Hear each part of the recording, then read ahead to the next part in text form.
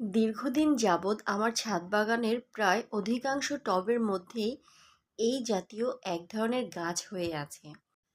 একজন প্রতিবেশী ভাবি এই গাছগুলোকে দেখে বললেন, এটা নাকি এক জাতীয় শাক, এটা খাওয়া যায়।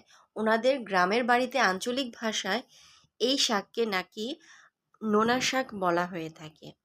যাই হোক, আপনারা কেউ যদি এই শাকের সঠিক নাম জেনে থাকেন অবশ্যই কমেন্টস করে জানাবেন। সেই ভাবি এই শাকগুলো খেতে চেয়েছে, তাই আমার সবগুলো টব থেকে তুলে সংগ্রহ করে এক জায়গায় জড়ো করেছি সেই প্রতিবেশী ভাবিকে দেব বলে। শাকগুলো দেখতে মাশাআল্লাহ খুবই সুন্দর।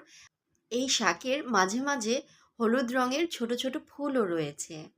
আল্লাহর সৃষ্টি যেহেতু, অবশ্যই এই শাকের স্বাদ খারাপ হতেই পারে না। যাই হোক, আপনারা আপনাদের জেলায় কি নামে ডেকে